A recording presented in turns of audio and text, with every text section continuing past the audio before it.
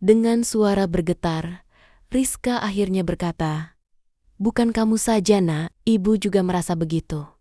Ibu nggak bisa jauh darimu." Ucapan itu membuat keduanya terjebak dalam keheningan yang semakin dalam. Tatapan mata bertemu, seolah ada sesuatu yang tak terucap, namun sangat kuat terasa. Sebelum lanjut ke ceritanya, selamat datang di Novel Official. Jangan lupa like, komen, dan subscribe agar channel ini berkembang dan menyuguhkan cerita-cerita yang lebih seru dan menarik. Selamat mendengarkan kisahnya. Di sebuah kota kecil di Jawa Timur, tepatnya Ponorogo, berdiri sebuah rumah minimalis dengan halaman luas yang selalu tampak rapi. Taman di depan rumah itu dihiasi bunga mawar, melati, dan beberapa pohon hias yang ditata dengan hati-hati. Rumah itu dihuni pasangan suami istri, Rizka dan Teguh. Rizka, seorang wanita berusia 37 tahun, berhijab, berpenampilan anggun, dan tubuhnya tetap ramping terawat. Tatapannya lembut, wajahnya teduh, namun menyimpan gurat kesepian. Ia sering menghabiskan waktu di taman, menyiram bunga, atau sekadar duduk di kursi rotan, menunggu suami yang jarang pulang. Teguh, suaminya, berusia 42 tahun. Ia bekerja di Jakarta, menempati posisi yang cukup tinggi di sebuah perusahaan. Tanggung jawabnya besar, sehingga ia jarang berada di rumah. Paling cepat sebulan sekali ia pulang. Kadang bahkan lebih lama. Kehadirannya di rumah selalu singkat, hanya beberapa hari, lalu kembali lagi ke ibu kota. Pernikahan mereka tak pernah dikaruniai anak. Setelah bertahan-tahan menunggu dan berusaha, dokter memvonis bahwa Rizka tidak bisa hamil. Hati mereka hancur, tapi cinta membuat mereka tetap bertahan. Akhirnya, mereka memutuskan mengadopsi seorang anak laki-laki ketika bayi, yang diberi nama Gilang. Kini, waktu berjalan cepat. Gilang sudah berusia 16 tahun, remaja tinggi, tampan, dan cerdas. Ia anak yang berbakti, meski kadang mulai menunjukkan sifat khas remaja yang ingin bebas dan mandiri. Bagi Rizka, Gilang adalah segalanya. Dialah pengobat sepi, dialah alasan Rizka tersenyum meski suaminya jarang pulang. Namun, di balik itu semua, kesepian terus menggerogoti hati Rizka.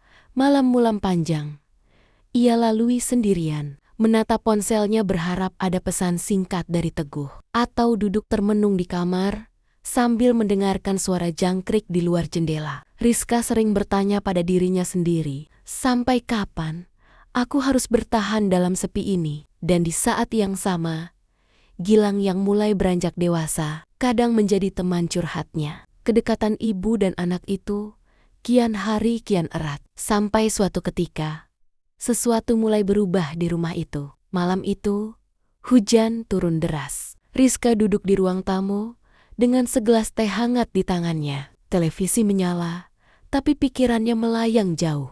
Teguh sudah seminggu tidak menghubunginya. Bahkan pesan singkatnya hanya dibalas singkat, "Maaf sibuk, nanti telepon." Rizka menarik napas panjang, hatinya hampa. Ia lalu mendengar langkah kaki di lantai atas. Gilang turun dari kamarnya dengan mengenakan kaos putih dan celana pendek. Rambutnya agak berantakan. "Bu, belum tidur?" tanya Gilang sambil menghampiri. Rizka tersenyum samar. "Belum, Nak. Hujannya deras sekali. Kamu sudah belajar?" "Sudah, Bu." Gilang lalu duduk di samping ibunya. Pandangan remaja itu jernih, penuh perhatian. "Ibu kenapa? Ibu kenapa?" Wajahnya kelihatan sedih. Rizka terdiam sejenak, lalu berusaha mengalihkan. "Ah, ibu nggak apa-apa, hanya kangen sama ayahmu." Suasana hening sejenak, hanya suara hujan deras di luar yang menemani. Gilang menatap ibunya lama, seakan memahami kesepian yang sedang dirasakan wanita itu. "Ibu nggak usah khawatir, ada aku di sini," katanya pelan. Kalimat sederhana itu menusuk hati Rizka. Ia tersenyum, lalu mengusap rambut Gilang. "Iya, Nak, Kamu memang penyejuk hati ibu. Hari-hari berikutnya, hubungan Rizka dan Gilang makin dekat. Mereka sering menghabiskan waktu bersama, menonton film, masak bareng di dapur, atau sekadar jalan-jalan sore ke alun-alun kota. Namun, kedekatan itu perlahan menumbuhkan rasa yang tak biasa di hati Rizka. Ia sering memandang Gilang dalam diam, merasakan sesuatu yang membuat hatinya berdebar. Ia berusaha menepis perasaan itu, menegur dirinya sendiri. Tidak, dia anakku, meski hanya anak angkat. Tapi kesepian membuat batinnya rapuh. Suatu sore, ketika matahari tenggelam di balik bukit Ponorogo, Rizka duduk di teras rumah. Gilang datang membawa 2 gelas es teh yang dibuatnya sendiri. "Ibu, minum dulu, capek kan habis nyiram bunga?" Rizka menerima gelas itu, tersenyum hangat. "Terima kasih, Nak." Saat itu, angin senja berhembus pelan. Rizka menatap wajah Gilang yang kian tampan. Samar-samar wajah itu mengingatkannya pada Teguh muda dulu. Dan tanpa sadar, air mata jatuh di pipinya. "Ibu, kenapa nangis?" tanya Gilang cemas. Rizka cepat menghapus air matanya. "Tidak, apa-apa. Ibu hanya merasa beruntung punya kamu." Tapi dalam hatinya, ia tahu ada badai yang mulai tumbuh di dalam jiwanya. Beberapa minggu kemudian, Teguh akhirnya pulang. Mobil hitamnya berhenti di halaman rumah menjelang malam. Rizka menyambut dengan senyum yang berusaha hangat, meski di hatinya terasa kaku. Gilang ikut menyambut, memeluk ayah angkatnya dengan hormat. Namun, Teguh tampak lelah. "Maaf, aku nggak bisa lama di sini. Ada rapat besar minggu depan. Jadi mungkin 3 hari lagi harus balik Jakarta." Hati Rizka langsung teriris. Setiap kali suaminya pulang, selalu dengan alasan singkat dan segera pergi lagi. Perhatian yang ia harapkan justru makin jauh. Malam itu, saat makan bersama, Teguh lebih banyak menatap layar ponselnya ketimbang berbicara. Rizka diam, hanya memainkan sendok di tangannya. Gilang menatap ibunya, melihat jelas kekecewaan yang tak terucap. Setelah makan, Teguh masuk ke kamar dan sibuk dengan laptopnya. Rizka duduk sendirian di ruang tamu, merasa seperti orang asing di rumahnya sendiri. "Nggak apa-apa, Bu." Suara Gilang pelan dari tangga. Rizka menoleh, tersenyum hambar. "Iya, Nak, Ibu baik-baik saja." Gilang lalu duduk di samping ibunya. Ada kehangatan di sana, sesuatu yang seharusnya ia dapatkan dari Teguh. Rizka merasakan itu. Hari-hari berikutnya, Teguh kembali ke Jakarta, meninggalkan rumah itu dalam kesunyian lagi. Justru setelah kepergiannya, rumah terasa lebih hidup. Rizka dan Gilang makin sering bersama. Mereka bercanda, tertawa, bahkan kadang Rizka tanpa sadar bergantung pada Gilang layaknya seorang teman, bukan sekadar anak. Suatu malam, listrik di rumah mati karena hujan deras disertai petir. Rizka ketakutan. Ia memang selalu fobia suara petir sejak kecil. Gilang yang sedang di kamarnya segera turun, mendapati ibunya meringkuk di sofa ruang tamu dengan wajah pucat. "Bu, tenang, ada aku di sini," ucapnya. Lalu duduk dekat ibunya. Rizka menutup telinganya. Tubuhnya gemetar. Tanpa pikir panjang, Gilang meraih bahunya, memeluk dengan hangat. "Ibu, nggak perlu takut. Aku jagain ibu." Pelukan itu begitu menenangkan bagi Rizka.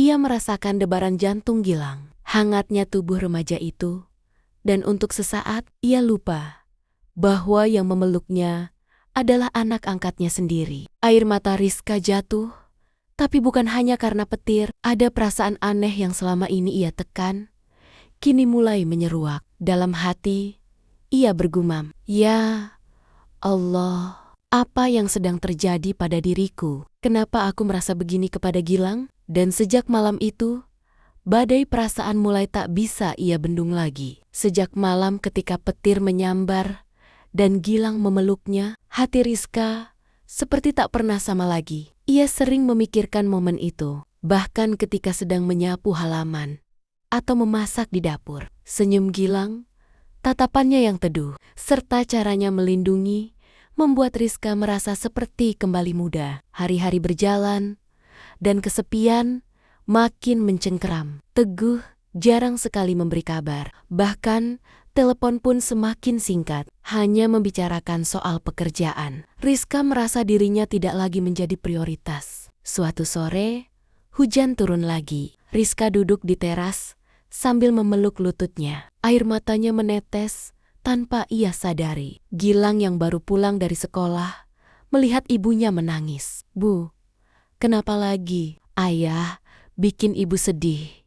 "Ya," suara Gilang bergetar. Rizka cepat-cepat menghapus air matanya. "Tidak, Nak, ibu hanya merasa sepi." Tanpa banyak bicara, Gilang duduk di samping ibunya. Ia meraih tangan Rizka, menggenggam erat. "Ibu nggak sendirian, aku ada di sini." Rizka terdiam. Genggaman itu membuat dadanya bergetar. Ia ingin menolak, tapi justru semakin erat. Ia balik menggenggam tangan anak angkatnya itu. Hatinya berkata lirih, "Andai saja aku bisa kuat menahan rasa ini."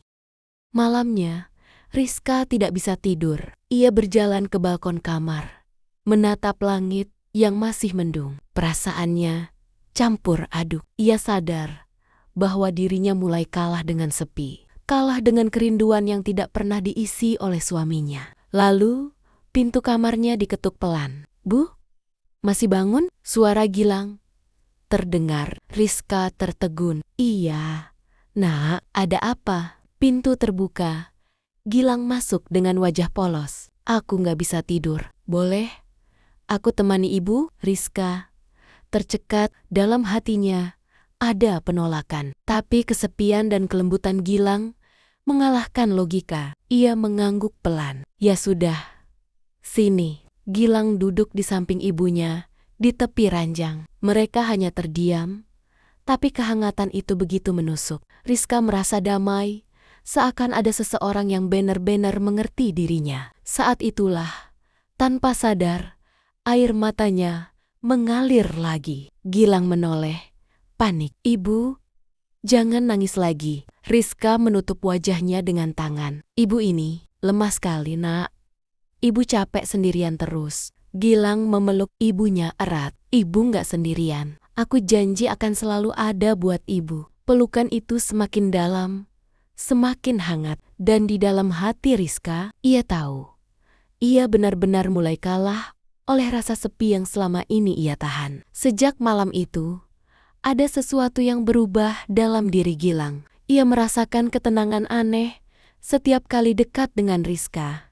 Setiap pelukan, setiap tatapan membuat hatinya berdebar dengan cara yang tak ia mengerti. Gilang mulai candu. Ia selalu mencari alasan untuk dekat dengan ibunya, minta ditemani belajar, duduk lama di ruang tamu, bahkan ikut membantu sekadar menyapu halaman hanya agar bisa berada di sisi Rizka. "Ibu, jangan terlalu capek nyiram bunga, biar aku yang nyiram," ucapnya suatu sore sambil meraih selang dari tangan Rizka. Rizka tersenyum tipis. "Kamu itu harusnya belajar, bukan ngerebut kerjaan ibu. Tapi aku lebih senang kalau bisa bantu ibu," balas Gilang. Tatapannya begitu dalam hingga membuat Rizka sepat-sepat memalingkan wajah. Dalam hati, Rizka gelisah. Ia tahu anak itu mulai menunjukkan ketergantungan yang tak biasa. Namun, dirinya sendiri pun tidak lebih kuat. Ia pun candu-candu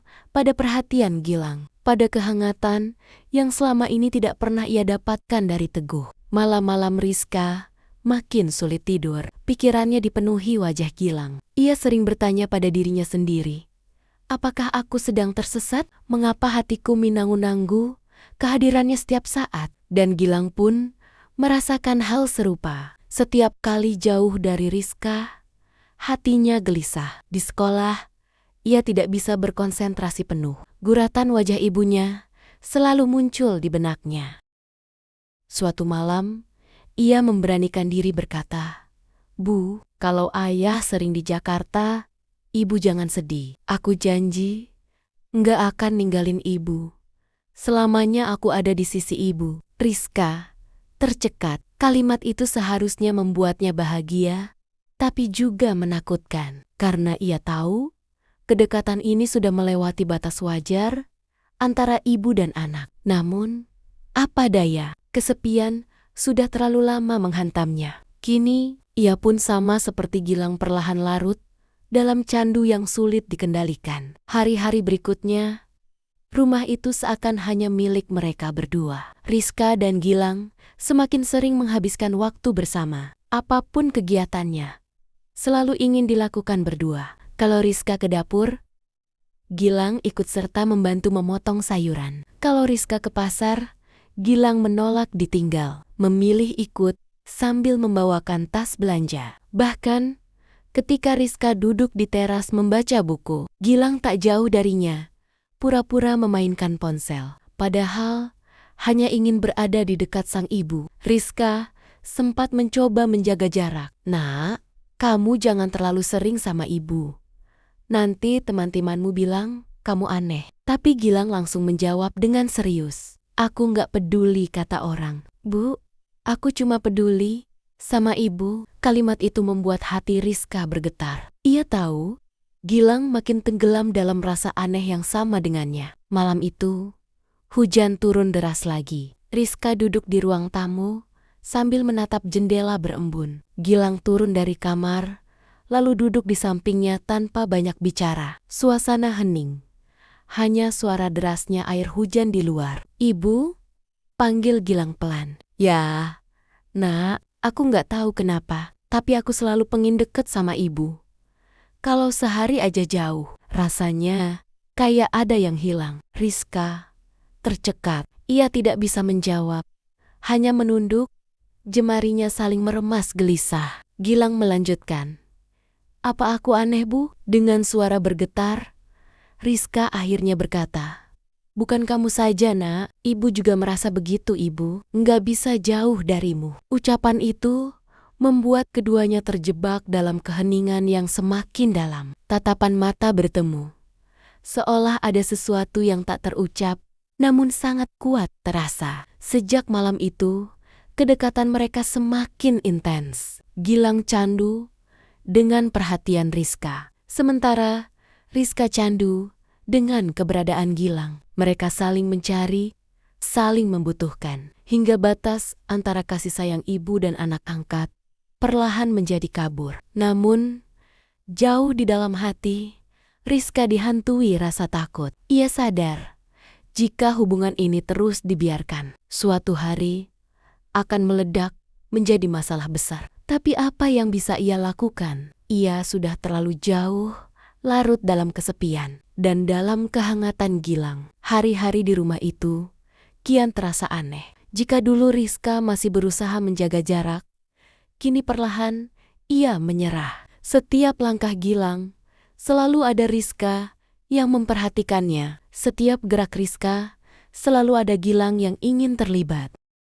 Pagi hari, mereka sarapan bersama dengan tawa kecil yang hangat. Sore hari, mereka duduk di teras, berbincang ringan tentang sekolah, masa depan, atau sekadar tentang bunga yang mekar di taman. Malam hari, seringkali mereka masih duduk berdua, bahkan sampai larut, seolah tak ingin kehilangan momen kebersamaan. Namun, di balik semua itu, ada sesuatu yang tumbuh makin kuat. Ketergantungan. Gilang semakin tidak bisa jauh dari Rizka.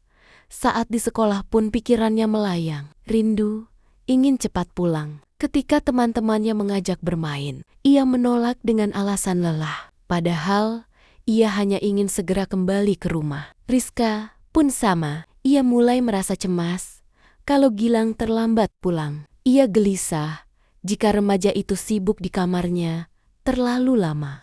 Ia merasa hanya bisa tenang jika Gilang ada di sisinya. Suatu malam, setelah makan malam sederhana, Gilang tiba-tiba berkata, "Bu, kalau nanti aku besar, aku nggak mau ninggalin rumah ini. Aku mau selalu sama ibu." Rizka tertegun. Ia tahu, seharusnya mendorong anaknya untuk mandiri, tapi justru hatinya bergetar oleh ucapan itu. "Nak, Kamu pasti akan punya kehidupan sendiri nanti. Punya masa depan, teman, pekerjaan. Gilang menggeleng tegas. Aku nggak butuh semua itu. Kalau harus jauh dari ibu. Rizka menunduk. Air matanya menetes. Ia sadar.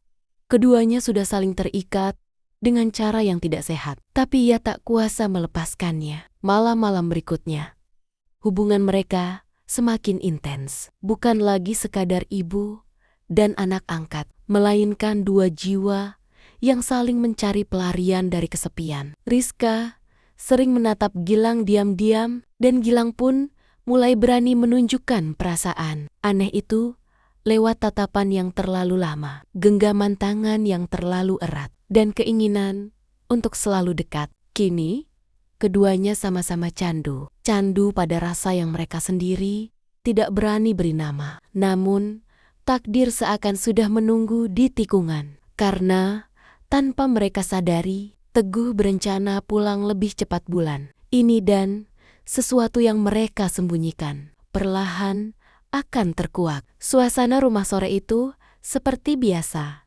Rizka dan Gilang duduk di ruang tamu, tertawa kecil menonton acara televisi. Tiba-tiba suara mesin mobil terdengar dari halaman. Rizka terperanjat. Ia menoleh cepat ke arah pintu. Itu suara ayahmu, gumamnya kaget. Gilang pun ikut panik. Tapi kan ayah baru bilang pulang minggu depan. Rizka berdiri cepat, menarik napas dalam-dalam untuk menenangkan diri. Cepat, naik ke kamar. Jangan sampai ayah lihat kamu terlalu lengket sama ibu. Gilang menurut.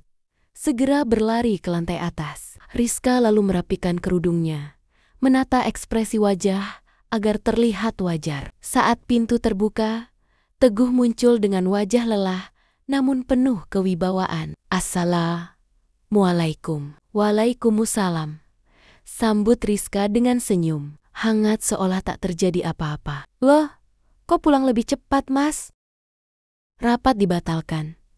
Jadi aku sempat pulang beberapa hari. Kamu kaget ya? Teguh tersenyum tipis sambil menaruh koper di lantai. Rizka mendekat, mengambil jaket dari tangan suaminya. Ya, jelas kaget, tapi senang juga. Gilang, turun nak, ayah pulang. Tak lama, Gilang muncul dari tangga dengan wajah dibuat polos. Ayah, serunya, lalu menghampiri. Teguh memeluk anak angkatnya itu dengan senyum bangga. Malam itu, mereka makan bersama. Teguh tampak lebih banyak berbicara daripada biasanya, menanyakan kabar sekolah Gilang dan keadaan rumah. Rizka menjawab semua pertanyaan dengan tenang, suaranya penuh keyakinan. Namun, sesekali mata Teguh menangkap kedekatan aneh antara istrinya dan anak angkatnya. Cara Rizka menyendokkan lauk untuk Gilang tanpa diminta. Cara Gilang menatap ibunya lama sebelum tersenyum, dan keheningan singkat yang muncul tiap kali topik percakapan bergeser ke hal-hal pribadi. Teguh sempat curiga, namun Rizka sangat lihai. Ia pandai mengalihkan pembicaraan, menambahkan candaan ringan, bahkan menepuk tangan Teguh agar suasana tetap hangat. Mas, jangan terlalu sibuk kerja terus. Lihat, Gilang tambah gede, makin susah dikendalikan kalau ayahnya nggak sering di rumah, ucap Rizka sambil tersenyum. Teguh terkekeh kecil, seolah kehangatan keluarga itu utuh. Ia tak menyadari badai yang tersembunyi di balik senyum istrinya. Malam semakin larut. Teguh masuk kamar lebih awal karena lelah. Rizka duduk sebentar di ruang tamu, lalu menatap ke arah tangga. Dari atas, Gilang berdiri diam, menatap ibunya dengan sorot mata yang hanya mereka berdua pahami. Rizka memberi isyarat dengan gerakan tangan. Tenang, ibu bisa mengatur semuanya. Gilang mengangguk perlahan. Meski ayahnya pulang, candu itu tetap tak bisa hilang. Hari-hari kepulangan Teguh terasa berbeda bagi Rizka. Ada rasa lega karena rumah kembali lengkap, tapi juga ada tekanan batin. Ia harus menyembunyikan sesuatu yang tak boleh terungkap. Rizka semakin lihai memainkan perannya di depan Teguh. ia tetaplah istri, setia, ramah, penuh perhatian. Namun di balik itu, ia berani mencari celah kecil agar bisa tetap dekat dengan Gilang. Pagi, hari, Teguh sibuk dengan laptopnya di ruang kerja. Rizka mengetuk pintu kamar Gilang, membawa segelas susu hangat. "Nak, minum dulu sebelum sekolah." Gilang tersenyum menerima, dan tangan mereka sempat bersentuhan. Sekilas, tatapan penuh arti terlempar. Hanya sebentar, namun cukup membuat hati keduanya bergetar. Siang hari, saat Teguh pergi ke kota untuk urusan sebentar, Rizka langsung memanfaatkan waktu. Ia mengajak Gilang ke dapur, pura-pura belajar resep baru. Suasana yang tampak biasa, padahal ada kedekatan tersembunyi dalam tiap tawa kecil dan pandangan mata. Malam, hari, Teguh sudah tertidur pulas karena lelah perjalanan. Rizka diam-diam keluar kamar, berjalan ke balkon lantai atas. Di sana, Gilang sudah menunggu, duduk sambil menatap langit malam. "Ibu, aku senang bisa ketemu ibu di sini," bisiknya. Rizka duduk di sampingnya, tersenyum samar. "Cia, jangan keras-keras. Ayahmu bisa dengar." Tapi keduanya tak bisa menahan rasa nyaman itu. Sejenak, dunia serasa hanya milik mereka berdua. Rizka tahu apa yang ia lakukan berbahaya, namun candu itu sudah terlalu kuat. Ia bahkan mulai berani menantang batas, mencari waktu-waktu singkat di sela kehadiran Teguh, hanya untuk memastikan kedekatan dengan Gilang tidak hilang. Dan Gilang, remaja itu, semakin larut. Ia merasa ibu adalah pusat hidupnya. Semakin ibu berani memberi celah, semakin ia candu untuk terus bersama. Namun, di balik kelihayannya, Rizka tak sadar, Teguh mulai memperhatikan gelagat kecil di rumah. Tatapan yang terlalu lama, senyum yang terlalu manis, dan keheningan yang terlalu sering muncul tiap kali ia datang tiba-tiba. Badai besar itu tinggal menunggu waktu.